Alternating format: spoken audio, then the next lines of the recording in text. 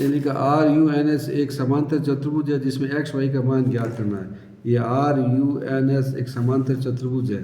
अभी ये जो आर और एन है ये विकर्ण है, ये यू और एस है ये भी विकर्ण है।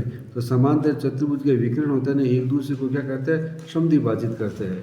यानी कि ये मान लीजिए ओ बिंदु यहाँ पर, ये आर ओ और ओ एन बराबर है, ओ यू और ओ एस आपस में बराबर है। तो हम ये लाइन लिखेंगे, समांतर चतुर्भुज के विकर्ण एक दूसरे को क्या करते हैं, समद्विभाजित करते हैं। तो समांतर चतुर्भुज के विकर्ण एक दूसरे को समद्विभाजित करते हैं। तो लिखेंगे ओ यू, ये लिखा हमने ओ यू बराबर ओ एस। तो ये लिखा हमने यहाँ पर ओ यू बराबर ओ एस।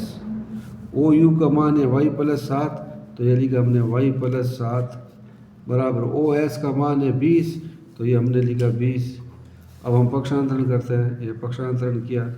अब y का मान ज्ञात करना हमें, तो हम लिखेंगे y बराबर 20 माइनस 7, तो y का मान क्या आ जाएगा, 13 सेमी। तो y का मान आ गया हमारे पास 13 सेमी। यानी कि o और u ओ एस आपस में बराबर है। ये 20 सेंटीमीटर है, तो y प्लस 7 का मान ज्ञात करना है। तो 20 में से 7 बाकी निकालो तो y का मान आएगा। तो ओ यू बराबर ओ एस है, वाई प्लस 7 बराबर 20 है। पक्षांतरण किया, वाई बराबर ज्ञात करना है, 20 में से माइनस का 7 गया, तो वाई बराबर 13 सेंटीमीटर। इसी प्रकार से हम ये लिखेंगे आर ओ और ओ एन आपस में बराबर है। तो लिखो आप इसी प्रकार से ओ आर बराबर ओ एन। ओ आर का मान दे रखा आपके पास 16 और ये दे रखा एक्स प्लस वाई।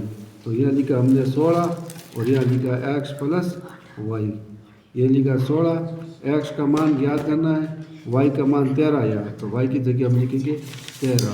अब आप पक्षांतरण करो, पक्षांतरण किया तो 16 में से आप 13 बाकी निकाल दो बराबर है x। तो 16 में से 13 गया, पीछे बच गया 3 सेमी, तो x का मान आ गया हमारे पास 3 सेमी।